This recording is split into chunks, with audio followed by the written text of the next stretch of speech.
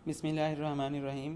अस्सलाम वालेकुम dear students, आज हम CS 605 सॉफ्टवेयर इंजीनियरिंग 2 इस कोर्स की असाइनमेंट नंबर 1 सॉल्व करेंगे। इसमें मैं आपको असाइनमेंट के जो क्वेश्चन हैं वो आपके साथ डिस्कस करूंगा, एक्सप्लेन करूंगा और उसके अकॉर्डिंग जो हमारा सॉल्यूशन होगा, आंसर होगा, वो भी मैं आपसे डिस्कस करते हुए एक्सप्लेन भी करूंगा। क्योंकि ये एक थ्योरी की असाइनमेंट है, इसमें टू दी पॉइंट कोई कैलकुलेशन नहीं है कि जिसको आप एज इट इज़ कॉपी करें। इसको समझना ज़्यादा बेहतर है आपके लिए, बजाय इसके कि आप इसको डायरेक्ट कॉपी कर लें। और दूसरा, आपके इंस्ट्रक्टर की तरफ से क्लियरली मेंशन है कि इसका जो सॉल्यूशन है वो आपने नेट से या हैंड आउट से भी कॉपी नहीं करना, क्योंकि ये आपकी अंडरस्टैंडिंग के अकॉर्डिंग इसका सॉल्यूशन होना चाहिए। हर बंदा जैसे किसी भी चीज़ को देखता है उसके अकॉर्डिंग वो अपना आंसर देता है। तो ये ऐसी असाइनमेंट है जिसको आपने अपने अकॉर्डिंग सॉल्व करना है। इसमें बहुत सारी चेंजेस पॉसिबल हैं।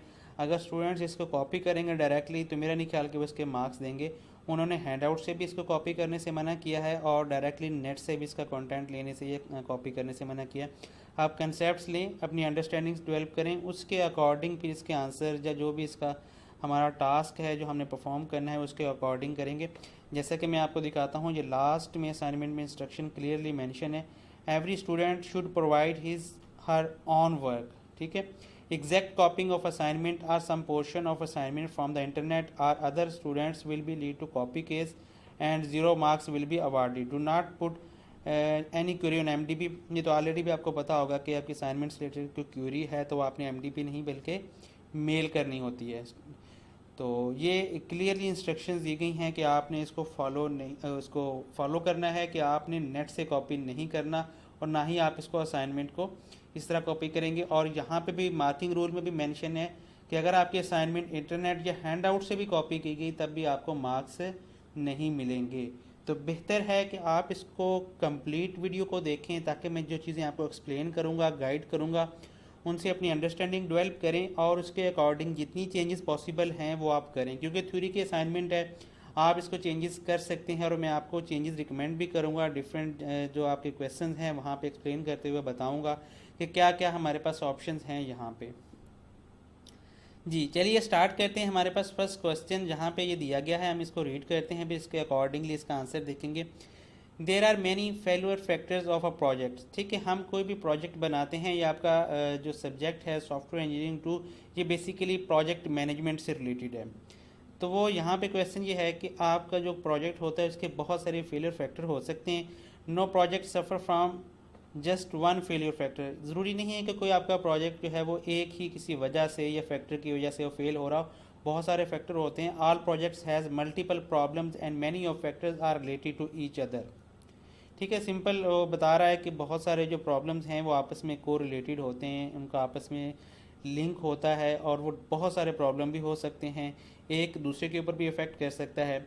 सो you are required to identify any 4 project failure factor and also provide guidelines for resolving these failure factor. ठीक है, यहाँ पे ये इंपॉर्टेंट चीज़ है कि आपने 4 प्रोजेक्ट फेलियर आइडेंटिफाई करने हैं और ये हर स्टूडेंट अपनी सोच या अपनी अंडरस्टैंडिंग के मुताबिक डिफरेंट ही करेगा। ज़रूरी नहीं है कि सब ने, अगर आप तमाम स्टूडेंट्स एक ही जो इसको फॉलो करेंगे असाइनमेंट सोल्यूशन को, आप वही 4 फैक्टर्स लिखते जाएंगे तो उनको क्लियरली पता चल जाएगा कि आप लोगों ने कॉपी किया हुआ है। क्योंकि इसके फेलियर फैक्टर बहुत ज़्यादा होते हैं। आप उनमें से कोशिश करें कि जिनमें आपकी अंडरस्टैंडिंग ज़्यादा डेवलप होती है, आपको ज़्यादा समझ आती है, आप उसको लिखें, उसको एक्सप्लेन करें एंड देन उसके अकॉर्डिंग गाइडलाइंस प्रोवाइड करें। तो यहाँ पे भी मैं कोशिश करूँगा कि आपको 4 से ज़्यादा जो हैं वो फेलियर फैक्टर डिस्कस करूँ। इसके अलावा और भी अवेलेबल हैं, आप अपने हैंडआउट्स में से देख सकते हैं, आप इंटरनेट पे सर्च कर सकते हैं प्रोजेक्ट फेलियर फैक्टर जो हैं, उसके अकॉर्डिंगली फिर आप गाइडलाइन प्रोवाइड कर सकते हैं। अगर आप इंटरनेट से भी सर्च करते हैं तो जस्ट आप फेलियर फैक्टर को सर्च करें, उसकी जो गाइडलाइंस हैं वो कॉपी ना करें बल्कि उसकी अंडरस्टैंडिंग डेवलप करें कि क्या गाइडलाइंस हैं, उसके अकॉर्डिंगली आप खुद वहाँ पर लिखें। जी, ये हमारे पास इसका फॉर्मेट दिया गया है। उन्होंने कहा है कि आपने इसी फॉर्मेट को फॉलो करना है। सीरियल नंबर होगा, फेलियर फैक्टर होगा और उसके अकॉर्डिंगली गाइडलाइंस होंगी कि आप उसको कैसे ओवरकम कर सकते हैं, कैसे उसको आप फेलियर फैक्टर को रिमूव कर सकते हैं। तो यहाँ पे देखें, मैंने 6 फेलियर फैक्टर को डिस्क्राइब किया है, एक्सप्लेन किया है, उनकी गाइडलाइंस प्रोवाइड किए हैं।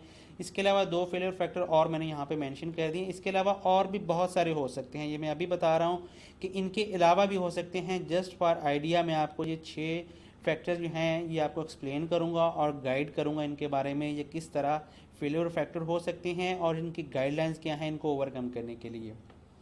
जी, सबसे पहला फेलियर फैक्टर क्या है कि चेंजिंग कस्टमर रिक्वायरमेंट। आप ये भी कह सकते हैं कस्टमर या क्लाइंट जिसके लिए आप प्रोजेक्ट बना रहे हैं, काम कर रहे हैं, वो अपनी रिक्वायरमेंट में चेंजेस करना शुरू कर देता है, तो ये भी आपके प्रोजेक्ट का फेलियर होता है। ठीक है, आपके प्रोजेक्ट के रिसोर्सेज और उसका जो वर्क है वो डिस्टर्ब हो जाता है जब कोई भी क्लाइंट आपका रिक्वायरमेंट्स में चेंजेस करना शुरू कर देता है मल्टीपल टाइम्स। ठीक है, तो ये इसकी गाइडलाइन क्या है, कैसे इसको ओवरकम कर सकते हैं, इसके लिए हमारे पास सिंपल सोल्यूशन है, गुड रिक्वायरमेंट इंजीनियरिंग प्रैक्टिस। जब आपने क्लाइंट से फर्स्ट टाइम रिक्वायरमेंट लेनी होती है, वो आपकी प्रैक्टिस जो बेहतरीन होनी चाहिए कि उस स्टेज पे आप अपने कस्टमर की तमाम रिक्वायरमेंट्स को ले लें। ये चीज़ फेलियर नहीं होती कि रिक्वायरमेंट से ज़्यादा हैं, रिक्वायरमेंट ज़्यादा होना इशू नहीं होता, चाहे वो आपको 50 रिक्वायरमेंट भी मेंशन कर दे, लेकिन जिस स्टेज पे हमें रिक्वायरमेंट चाहिए वहाँ पे लें आप इनिशियल स्टेज पे। आपको अगर ड्यूरिंग द डेवलपमेंट या ड्यूरिंग द प्रोजेक्ट वो आपको अगर रिक्वायरमेंट चेंजेस करेगा तो फिर आपका प्रोजेक्ट और आपके रिसोर्सेज डिस्टर्ब होते हैं और वो प्रोजेक्ट फेलियर की तरफ जा सकते हैं आप। तो कोशिश करें कि रिक्वायरमेंट फेज़ के ऊपर आप जो प्रैक्टिस करनी होती है यूज़र से, जो आपने या क्लाइंट से आपने रिक्वायरमेंट लेनी होती है, वो बेहतरीन तरीके से लें और वो कंप्लीट लें, ताकि यूज़र जो है या क्लाइंट जो है वो बाद में अपनी रिक्वायरमेंट्स चेंज ना करे। सेकंड भी इसी से रिलेटेड है, एम्बिगुअस आर इनकम्प्लीट रिक्वायरमेंट्स। ऐसी रिक्वायरमेंट्स होती हैं, ये भी उसी रिक्वायरमेंट इंजीनियरिंग से रिलेटेड है या रिक्वायरमेंट गैदरिंग से रिलेटेड है, कि वो एम्बिगुअस हैं, क्लियर नहीं है कि वो चाह क्या रहा है, क्योंकि आपका जो क्लाइंट है जब तक उसका असल मकसद आपके सामने नहीं आएगा आप उसके अकॉर्डिंग प्रोजेक्ट डेवलप नहीं कर सकते। वो एम्बिगुअस होंगी या इनकम्प्लीट होंगी, इनकम्प्लीट हैं वो बाद में और ऐड करना शुरू कर देता है कि ये चीज़ कर ली अब इसके अंदर ये भी ऐड कर दें, या वो उसने एम्बिगुइटी थी आपने उसी तरह उस पर वर्क स्टार्ट कर दिया। आप उसको उसी रिक्वायरमेंट फेज़ के ऊपर ही आप उसको क्लियर करेंगे कि अगर कोई एम्बिगुइटी है, कोई अनक्लियरिटी है आपकी रिक्वायरमेंट में क्लाइंट की तरफ से, तो आप उसको रिक्वायरमेंट गैदरिंग जो स्टेज है या रिक्वायरमेंट इंजीनियरिंग प्रैक्टिस जो है स्टार्ट में आप करते हैं क्लाइंट से रिक्वायरमेंट लेने के लिए, उसके भी बहुत सारे मेथड्स होते हैं, आपने उस स्टेज पे उसको ओवरकम करना है। ये मैंने सिंपल इसका सेंटेंस यही लिखा है कि गुड रिक्वायरमेंट इंजीनियरिंग प्रैक्टिस। आप इसको थोड़ा एक्सप्लेन कर सकते हैं जैसा कि मैं आपको यहाँ पे बता रहा हूँ, आप यहाँ पे अपने सेंटेंस ऐड कर सकते हैं, या आप थोड़ा इंटरनेट पे भी सर्च कर लें कि गुड रिक्वायरमेंट इंजीनियरिंग प्रैक्टिस कौन कौन सी होती हैं, किस तरह हम ये कर सकते हैं। तो आपने ज़्यादा लेंथी नहीं बनाना, मैक्सिमम 2 से 4 लाइन के अंदर आपने गाइडलाइंस मैक्सिमम आप अपनी प्रोवाइड करें, इसे लेंथी ना करें। ये दोनों बहुत इंपॉर्टेंट फेलियर फैक्टर्स हैं कि रिक्वायरमेंट क्लाइंट चेंज कर देता है या उसकी रिक्वायरमेंट इनकम्प्लीट या एम्बिगुअस होती हैं। नेक्स्ट ये है कि इन अनरियलिस्टिक डेडलाइन। आपका जो प्रोजेक्ट है, अगर आपका जो क्लाइंट या कस्टमर है वो डेडलाइन अनरियलिस्टिक देता है, काम उस लिमिटेड टाइम में नहीं कंप्लीट होता, तो वो भी आपके प्रोजेक्ट फेलियर होता है। इसका सोल्यूशन है कि with a realistic deadline changes of delivering of product with high quality and reasonable resources increase tremendously as compare to unrealistic deadline. इसमें यही होता है कि आपकी जब डेडलाइन वो अनरियलिस्टिक होगी तो आपका प्रोजेक्ट की क्वालिटी भी डिस्टर्ब होगी। आपका प्रोजेक्ट जो है वो उस क्वालिटी में, आप देखें आपने जो काम 10 दिन में करना है वो आपको अगर 5 दिन में करने का कहा जाए तो आप उस क्वालिटी आउटपुट के साथ उसको नहीं कर सकते। आप उन रिसोर्स, जो आपके पास रिसोर्सेज इतने हैं कि आपके पास सपोज के 10 बंदे हैं काम करने के लिए, अब आपको वो काम दे दिया जाता है जो कि अगर 20 लोग करें तब 5 दिनों में कंप्लीट होता है, तो आपके रिसोर्सेज भी डिस्टर्ब हो गए। जब आपके क्लाइंट ने कहना है कि मुझे ये 5 दिन में आप करके दें, तो आप 20 बंदे कहाँ से लेके आएंगे, आपके रिसोर्सेज भी डिस्टर्ब होंगे। अगर वही ऑलरेडी जो आपके स्टाफ है या जो आप जिस पे लोग काम कर रहे हैं प्रोजेक्ट पे वही करेंगे, तो फिर क्या होगा, उसकी क्वालिटी भी डिस्टर्ब हो सकती है जब आप ये अनरियलिस्टिक डेडलाइन के साथ काम शुरू करेंगे, तो ये भी एक प्रोजेक्ट फेलियर होता है। तो आप हमेशा क्लाइंट से रियलिस्टिक डेडलाइन लें काम की, फिर उस पे ऊपर प्रोजेक्ट पे काम स्टार्ट करें ताकि आपके प्रोजेक्ट का रिसोर्सेज और उसकी क्वालिटी डिस्टर्ब ना हो। और ऑब्वियसली जब रिसोर्सेज और क्वालिटी डिस्टर्ब होते हैं तो आपका प्रोजेक्ट फेलियर की तरफ जाता है। ठीक है, आई होप आपको ये तीनों फर्स्ट पॉइंट जो हैं ये समझ आ गए होंगे प्रोजेक्ट फेलियर के। नेक्स्ट ये है कि प्रेडिक्टेबल और अनप्रेडिक्टेबल रिस्क जो होते हैं प्रोजेक्ट के दौरान, ज़रूरी नहीं होता कि प्रोजेक्ट आपका बिल्कुल एक सिंक्रोनाइज्ड वे में और स्मूथली चलता जाए, उसमें बहुत सारे रिस्क आ सकते हैं।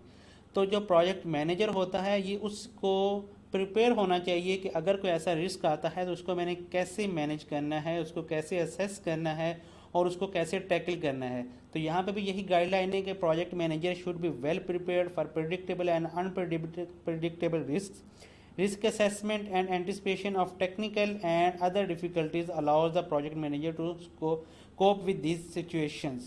ये टोटली डिपेंडेंट होता है प्रोजेक्ट मैनेजर के ऊपर, ये उसकी प्रोजेक्ट मैनेजर की क्वालिटी है कि वो इन रिस्क्स के साथ किस तरह हैंडल करता है। उसको ऑलरेडी प्रिपेयर्ड होना चाहिए, उसको पता होना चाहिए कि ये रिस्क हो सकते हैं। कुछ प्रिडिक्टेबल होते हैं, मतलब उसको पता होता है कि ये रिस्क हो सकते हैं, कुछ अनप्रिडिक्टेबल होते हैं, अचानक आ जाते हैं।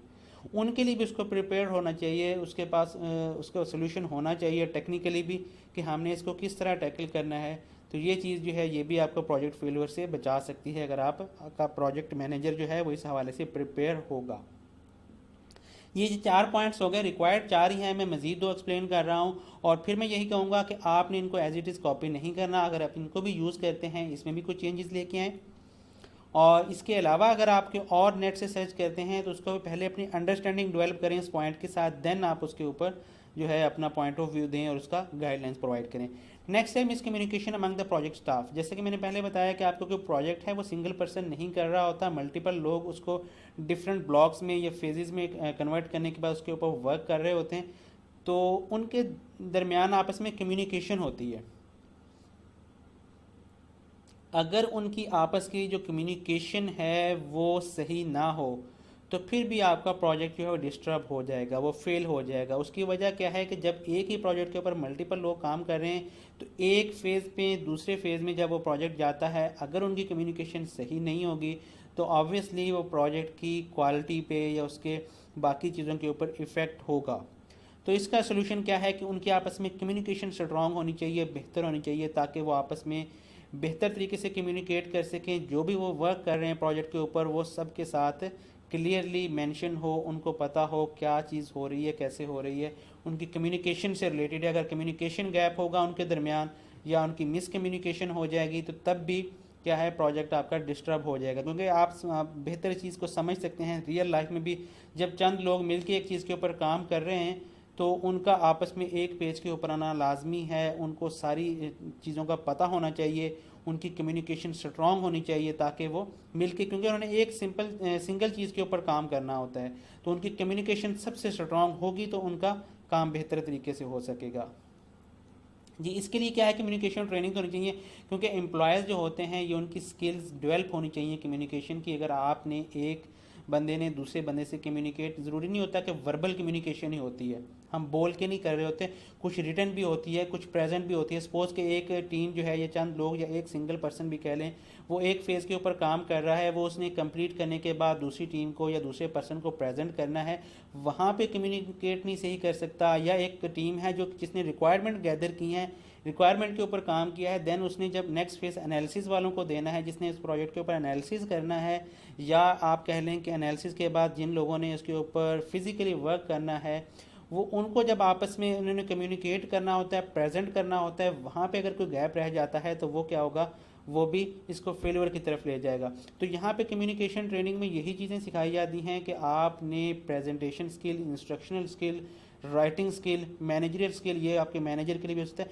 सब की आपस में जो कम्युनिकेशन है वो हर वे से बेहतर होनी चाहिए। इसके लिए आपकी कम्युनिकेशन ट्रेनिंग होनी चाहिए इन एम्प्लॉयज़ की, ताकि जब वो एक ग्रुप ऑफ पीपल्स में काम कर रहे हैं, वर्क कर रहे हैं किसी भी एक सिंगल प्रोजेक्ट के ऊपर, तो वो बेहतर तरीके से कम्युनिकेट करेंगे तो वो एक सिंगल प्रोजेक्ट के ऊपर अच्छे अंदाज में काम कर सकते हैं।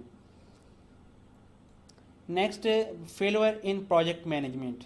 ठीक, आपका कोई भी एक प्रोजेक्ट है, उसका जो प्रोजेक्ट मैनेजर होगा उसके लिए ये ज़रूरी है कि वो अपना बेहतर अंदाज से प्रोजेक्ट को मैनेज करे। ठीक है, अगर उसकी प्रोजेक्ट मैनेजमेंट फेल हो जाती है तब भी प्रोजेक्ट फेल हो जाएगा। नीचे काम करने वाले लोग अपना अपना काम ठीक कर रहे हैं, लेकिन प्रोजेक्ट मैनेजर ने उसको सही असेस नहीं किया, एनालाइज नहीं किया, मैनेज नहीं किया, तो क्या होगा, तब भी प्रोजेक्ट फेल हो जाएगा। उसके लिए हम क्या क्या कर सकते हैं कि मैनेज द प्रोजेक्ट गोल, ये मैनेजर को करना चाहिए, प्रोजेक्ट गोल्स उसको मैनेज करने चाहिए।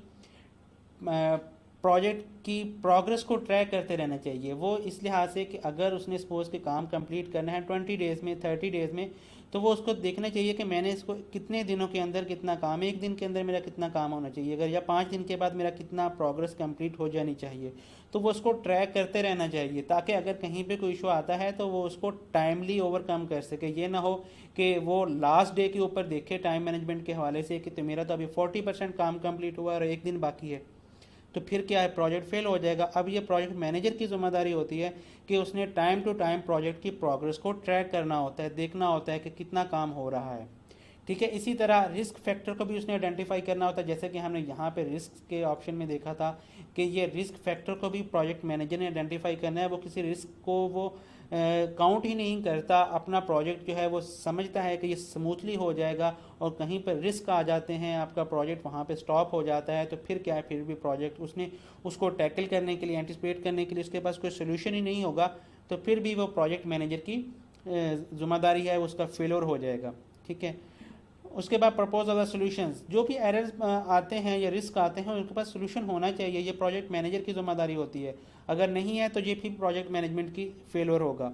ठीक है, यूज़ करेक्ट मेथोडोलॉजी, ये भी सबसे इंपॉर्टेंट चीज़ है। आपने सॉफ्टवेयर डेवलपमेंट लाइफ साइकिल जो पढ़े हैं या आपने अगर उनको अपने हैंडआउट्स में देखें तो ये डिपेंड कर रहा होता है कि आपने कौन सा प्रोजेक्ट मेथोडोलॉजी को चूज़ करना है, लाइफ साइकिल चूज़ करना है। ये आपकी प्रोजेक्ट की रिक्वायरमेंट या क्लाइंट की जो रिक्वायरमेंट है उस काम के ऊपर डिपेंड कर रहा होता है कि आप बनाने क्या चाह रहे हैं, कौन सा प्रोजेक्ट पे वर्क कर रहे हैं, उसके अकॉर्डिंगली करेक्ट मेथोडोलॉजी आपने चूज़ करनी होती है।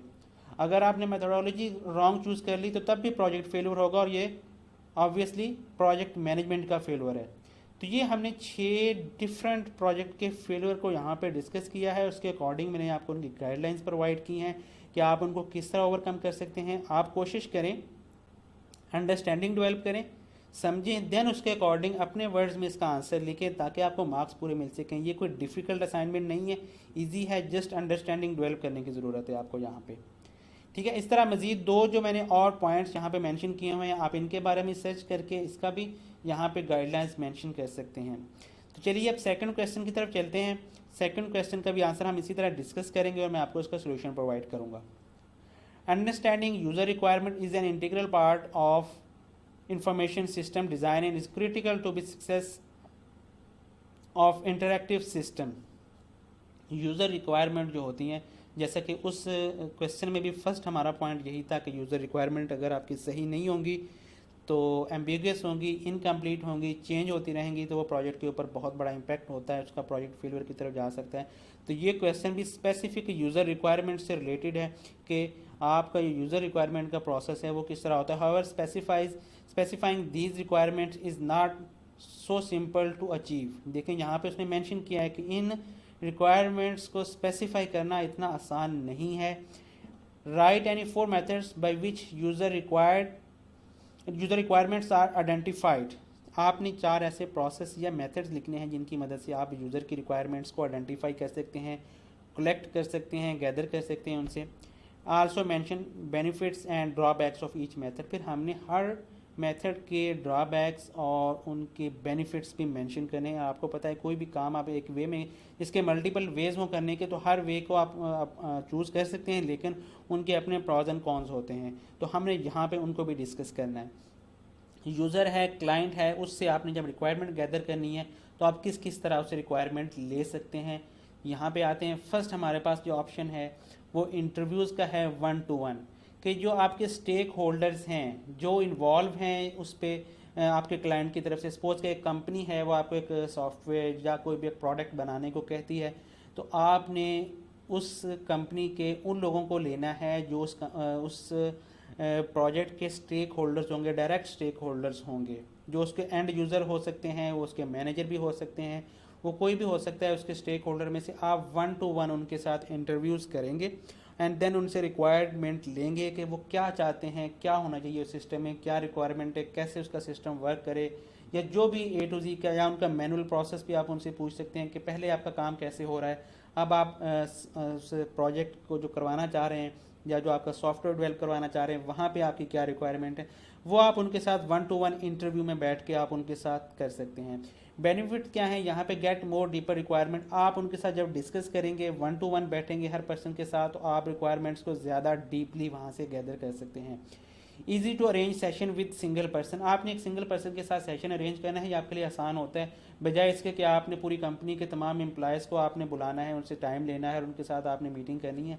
सिंगल पर्सन से जब भी आप चाहें इजीली टाइम मैनेज करके आप उसको ले सकते हैं। Ask open ended question, open ended question कर सकते हैं, क्योंकि आपका एक होता है आंसर टू दी पॉइंट लेना है। जब आप सिंगल पर्सन के साथ इंटरव्यू में होते हैं, वहाँ पे आप उनसे ओपन एंडेड क्वेश्चन इजीली कर सकते हैं। वो आपको मज़ीद एक्सप्लेन कर सकता है, डिस्क्राइब कर सकता है उस सिचुएशन को, उस सिनेरियो को, और देन वो अपना रिस्पॉन्ड आपको दे सकता है। वहाँ से आपकी रिक्वायरमेंट्स बेहतर तरीके से हासिल हो सकती हैं। ड्रॉबैक्स क्या हैं? मोर टाइम कंज्यूमिंग, जी इसका ये ड्रॉबैक है। सपोज कि अगर आपके 10 या 15 स्टेक होल्डर्स हैं, तो आप जब वन बाई वन सबके साथ इस तरह सेशंस इंटरव्यू करेंगे तो टाइम का ऑब्वियसली एक ड्रॉबैक होगा, आपको ज़्यादा टाइम देना पड़ेगा। जी, miss out on peoples bouncing ideas off the and other in a group sessions, यहाँ पे ये चीज़ भी एक मैटर करती है कि जब आप सिंगल पर्सन से एक चीज़ पूछ रहे हैं तो वहाँ पे जो आइडियाज़ हैं वो लिमिटेड हो जाते हैं। कैसे? आप जब एक ग्रुप में बैठे होंगे, अगर आपके एंड यूज़र 4 या 5 डिफरेंट एंड यूज़र हैं, तो हर एंड यूज़र अपने लिहाज से आपको चीज़ बता देगा। जब आप ग्रुप में उनका इंटरव्यू करेंगे या उनको ग्रुप में आप उनके साथ बैठ के बात करेंगे, तो वो आपस में भी एक दूसरे के साथ उनके आइडियाज़ जो हैं वो शेयर होंगे। अगर एक बंदा अपना एक पॉइंट ऑफ व्यू देता है तो वहीं से दूसरा उसको अपना पॉइंट ऑफ व्यू भी दे सकता है और वहाँ से फाइनल कंक्लूजन निकल सकता है। अगर आप सिंगल पर्सन के साथ करेंगे तो आप जस्ट एक बंदे का पॉइंट ऑफ व्यू लेंगे, बाकी जो है वो मिस हो जाएंगे, आप बाकियों के साथ उनकी डिस्कशन जो है वो नहीं हो सकेगी, उनके आइडियाज़ जो हैं वो शेयर नहीं होंगे। ये ड्रॉबैक इसका है। जी, फोकस ग्रुप्स, ये भी वही स्टेक होल्डर्स का ग्रुप आप ले लेंगे और जिस तरह हमने 1-to-1 इंटरव्यू किया है, या आप फोकस ग्रुप के साथ इंटरव्यू कह लें या मीटिंग या सेशन कह लें, वो आप रख सकते हैं। ठीक है, ग्रुप ऑफ स्टेक होल्डर्स को आप इसमें इन्वॉल्व करेंगे और get more ideas from group discussion collective point of view. ठीक है, ये सबसे बेहतरीन इसका हमें बेनिफिट है कि आप वहाँ पे डिस्कशन भी कर सकते हैं किसी भी एक रिक्वायरमेंट को लेके और उसका कलेक्टिव पॉइंट ऑफ व्यू आप वहाँ से हासिल कर सकते हैं। पहले में क्या था कि आपने सिंगल एक पर्सन का वहाँ से पॉइंट ऑफ व्यू लेना था। अब उसी एक चीज़ के ऊपर जब आप डिस्कशन भी कर सकेंगे, वहाँ पे उनके तमाम स्टेक होल्डर्स इकट्ठे मौजूद होंगे, तो आप ज़्यादा उनको जो है उनकी चीज़ को डिस्कस कर सकेंगे सबके साथ। वो अपना हर बंदा जो भी उसका स्टेक होल्डर है या एंड यूज़र भी उसमें इन्वॉल्व होते हैं, वो अपना पॉइंट ऑफ व्यू दे सकते हैं और आपको कलेक्टिव पॉइंट ऑफ व्यू उनका मिल सकता है। लेस टाइम कंज्यूमिंग, जी बिल्कुल, जब आपने 15 लोगों के साथ इकट्ठे ही सेशन रख लेना है तो वो आपका टाइम की बचत हो जाएगी। जी, it takes a lot of logistics to find the right people and get them in same room at the same time. ये वही टाइम मैनेजमेंट के हवाले से बात आ गई कि अगर आपका टाइम बचता है तो दूसरी तरफ ये भी इशू है कि आपको उनके लिए लॉजिस्टिक्स भी ज़्यादा चाहिए, उनको एक टाइम में एक रूम में लेके आने के लिए भी आपको थोड़ा मेहनत करनी पड़ेगी। लॉजिस्टिक्स मतलब यह है कि आपको उनके सेशन करवाने के लिए सिंगल पर्सन के साथ आप कहीं भी मिल सकते हैं, 1-to-1 आप अपने ऑफिस में भी, लेकिन जब आपने प्रॉपर 10, 15, 20 जितने भी लोग स्टेक होल्डर्स उनकी मीटिंग करवानी है तो आपको उसके लिए रिसोर्सेज भी रिक्वायर्ड हैं। एक तो ये उसका ड्रॉबैक है और दूसरा उन तमाम लोगों का टाइम भी रिक्वायर्ड है कि वो सेम टाइम सेम वेन्यू पे आपको वो टाइम दे सकें, तो ये इसका एक ड्रॉबैक हो सकता है। क्वेश्चनर एंड सर्वेज, क्वेश्चनियर आप लोग जानते हैं कि रिटर्न फॉर्म में होता है और सर्वे भी रिटर्न फॉर्म में होता है। पहले हमारे जस्ट ओरल थे दोनों, उसमें हमने 1-to-1 या ग्रुप के साथ जस्ट इंटरव्यू या सेशन हमने रखा था। यहाँ पे क्या है कि आप क्वेश्चनियर डिज़ाइन करके देन उनसे आप रिक्वायरमेंट ले सकते हैं। It's quick and can send it to large number of people, ये एक तो जल्दी हो सकता है और ज़्यादा लोगों से हो सकता है। आप चाहे 10 की बजाय कंपनी में अगर 100 लोग हैं, आप तमाम लोगों को भी क्वेश्चनियर प्रोवाइड करके उनसे फीडबैक ले सकते हैं, रिक्वायरमेंट ले सकते हैं। ये आपके लिए एक आसानी होगी, वरना आप 1-to-1 सेशंस भी लिमिटेड लोगों के साथ कर सकते हैं और अगर आप ग्रुप भी सेशन करते हैं या ग्रुप मीटिंग करते हैं उनके साथ, तब भी आप लिमिटेड लोगों को उसमें जो है वो पार्टिसिपेट करवा सकते हैं। क्वेश्चनियर में चाहे आप कंपनी में 50 लोग हैं, 100 लोग हैं, सबको इन्वॉल्व कर सकते हैं। ये यहाँ पे बेनिफिट है हमारे पास। Save time from attending meetings and recording the information useful for obtaining quantitative data. ये दो इसके बेनिफिट्स और हैं। एक तो ये है कि आपका टाइम बच जाएगा मीटिंग्स अटेंड करने से और इन्फॉर्मेशन को रिकॉर्ड करने में, गैदर करने में, लिखने में। वो आपको जो आपके क्लाइंट्स की तरफ से या स्टेक होल्डर्स की तरफ से खुद ही रिटर्न फॉर्म में क्वेश्चनियर में आ जाएगा। दूसरा, ये useful information for obtaining quantitative data, जहाँ पर डाटा आपको ज़्यादा क्वांटिटी में मिल सकता है। ये आपको जो इन्फॉर्मेशन है, पहले हमने जिस तरह कहा है कि 1-to-1 और फोकस में वो लिमिटेड था। यहाँ पे हम ज़्यादा डाटा गैदर कर सकते हैं जी। इसके ड्रॉबैक्स हैं, it can be time consuming to design and write a good survey. ये देखें, क्वेश्चनर और सर्वे दोनों की बात हो सकती है कि वो आपके लिए इसको डिज़ाइन करना और उसको लिखना और बनाना एक अच्छा सर्वे जिसमें तमाम रिक्वायरमेंट्स को आप पहले मेंशन करें, क्योंकि आपके क्लाइंट ने तो जस्ट उसके ऊपर रिस्पॉन्ड देना है। क्वेश्चनर आपने डिज़ाइन करना है, आपका क्वेश्चनर इतना अच्छा हो कि वो आप तमाम रिक्वायरमेंट्स पे गैदर कर सकें। उसके लिए आपको मेहनत करनी पड़ेगी, टाइम आपका लगेगा, आपके रिसोर्सेज लगेंगे, देन आप वो क्वेश्चनियर और सर्वे डिज़ाइन कर सकेंगे। It's a one way, there is no opportunity to probe and clarify on the spot. देखिए, आपका जो क्लाइंट है अगर कोई आपको रिस्पॉन्ड देता है वो उसकी तरफ से आ जाएगा, आप वहाँ से उसको काउंटर क्वेश्चन नहीं कर सकते, क्लैरिटी नहीं ले सकते, उससे क्लैरिफाई नहीं कर सकते उसी टाइम पे। तो इसमें क्या होगा, जब वन वे कम्युनिकेशन हो जाएगी, उसका क्लाइंट जो है आपको जो भी रिस्पॉन्स देगा उस क्वेश्चन का, सर्वे का, वो आपको अगर समझ नहीं आती तो वो फिर आपके लिए उसको अगेन डिस्कस करना पड़ेगा, अगेन समझना पड़ेगा। आप उसी टाइम पे आप उससे क्लियर नहीं कर सकते हैं। जबकि पहले दोनों ऑप्शन में था कि 1-to-1 में भी, फोकस ग्रुप में भी अगर कोई एम्बिग्विटी होती है तो आप उसको क्लियर कर सकते हैं। यहाँ पे एम्बिग्विटी क्रिएट हो सकती है। अगर आपका क्लाइंट को ऐसी चीज़ बता देता है जो आपको क्लियर नहीं हो रही, तो आप उसको वहाँ पे क्लियर नहीं कर सकते, उस रिक्वायरमेंट में उस चीज़ को लेके एम्बिग्विटी वहाँ पे पैदा हो जाएगी जी। नेक्स्ट ऑप्शन हमारे पास ये है एवेल्युएटिंग एग्जिस्टिंग सिस्टम। आप उनका एग्जिस्टिंग सिस्टम, जिसमें सपोज कि एक कंपनी है, उनका मैनुअली एक प्रोसेस चल रहा है, काम चल रहा है, वो एक ऑनलाइन सिस्टम बनवाना चाह रहे हैं, तो आप उनका पहले वाला रियल टाइम जो सिस्टम है आप उसको ऑब्जर्व कर सकते हैं, एवेल्युएट कर सकते हैं खुद। देन फिर आप उसके अकॉर्डिंग रिक्वायरमेंट खुद गैदर करें, बजाय इसके कि आप कस्टमर से उनकी रिक्वायरमेंट या क्लाइंट से लें। आप मैक्सिमम रिक्वायरमेंट्स उनके सिस्टम को ऑब्जर्व करके या एवेल्युएट करके, जो उनका ऑलरेडी एग्जिस्टिंग सिस्टम है जिसका वो रिप्लेस करना चाह रहे हैं, वहाँ से आप ले सकते हैं। इसमें फर्स्ट बेनिफिट हमारे पास ये get real time specific insight from the user, या आप रियल टाइम डाटा उनसे ले सकते हैं। वहाँ पे जब आप डायरेक्टली खुद उनको काम करते हुए या उनके सिस्टम को ऑब्जर्व करते हुए आप जो डाटा लेंगे वो रियल टाइम डाटा आपके लिए ज़्यादा बेहतर होगा और उससे बेटर अंडरस्टैंडिंग आपकी डेवलप होगी।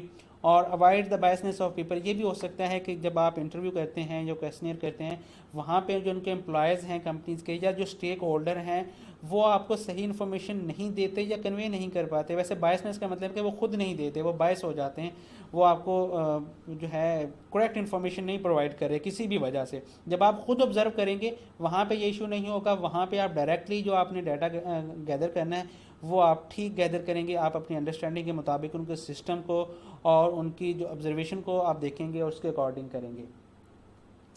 इसका ड्रॉबैक है, observation are limited to the point in time. Time के लिहाज से ऑब्जर्व, कितना का टाइम मैक्सिमम आप उनको ऑब्जर्व कर सकते हैं, क्योंकि उनका अगर ये प्रोसेस है वो तो रूटीन से चल रहा है, आप कितने दिन को ऑब्जर्व करेंगे। बहुत सारे टास्क या बहुत सारी चीज़ें ऐसी होती हैं जो रेयरली परफॉर्म हो रही होती हैं या उनका सामना इतना रूटीन में नहीं हो रहा होता, तो वो इस लिमिटेड टाइम में जब आप उसको ऑब्जर्व करेंगे या सिस्टम को एवेल्युएट करेंगे, कुछ चीज़ें स्किप हो सकती हैं। इसका ये मकसद है कि जब आपकी जो ऑब्जर्वेशन है वो लिमिटेड टाइम के लिए होगी, ये नहीं कि आप एक साल उस कंपनी के साथ बैठे रहेंगे और उनका पूरा साल का आप जो है सिस्टम है वो ऑब्जर्व करेंगे। आप मैक्सिमम 2 दिन, 4 दिन, 10 दिन उनको ऑब्जर्व कर सकते हैं, उनके सिस्टम को या उनके काम को, उसके अकॉर्डिंगली आप उनकी रिक्वायरमेंट ले सकते हैं कि ये क्या क्या काम कर रहे हैं और क्या क्या इनको चाहिए। इसी तरह required a large work force, तो उनको ऑब्जर्व करने के लिए भी आपको ज़्यादा वर्क फोर्स चाहिए। अगर एक बड़ी कंपनी है, आपने अगर उनको ऑब्जर्व करना है सिंगल पर्सन, तो उनको ऑब्जर्व नहीं कर सकता तमाम सिस्टम को और तमाम कामों को। आपको उसके लिए बंदे भी चाहिए, आपको वर्क फोर्स चाहिए अपनी, जो तमाम लोगों को, हर सिंगल पर्सन को या उनकी रिक्वायरमेंट्स को बैठ के ऑब्जर्व करें, उनके काम को ऑब्जर्व करें। तो ये हमारे पास ये कुछ मेथड्स से रिक्वायरमेंट्स गैदर करने के, उनके ड्रॉबैक्स एंड उनके बेनिफिट्स थे जो कि मैंने डिस्कस किए हैं।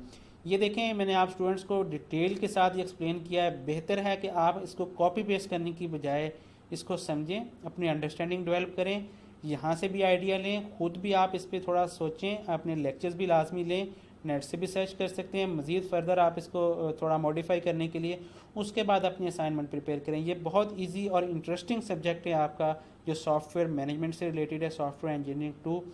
तो आई होप अब आप इजीली अपनी असाइनमेंट कंप्लीट कर सकते हैं अगर आपने इस वीडियो को एंड तक देखा है, क्योंकि मैंने इसमें each and everything clearly explain की है और ये आप लोगों के लिए बेहतर हो सकता है कि आप इसको एंड तक देखें और उसके बाद अपनी असाइनमेंट कंप्लीट करें। तो अगर आपको ये वीडियो अच्छी लगी है, आपकी असाइनमेंट बनाने में हेल्पफुल है, तो मेरे इस चैनल को भी सब्सक्राइब करें ताकि मज़ीद इस तरह की जो असाइनमेंट रिलेटेड हेल्पिंग मटेरियल है, वीडियोज़ हैं, वो आप तक पहुँच सकें। और इस वीडियो को लाइक भी कीजिएगा। अल्लाह हाफिज़।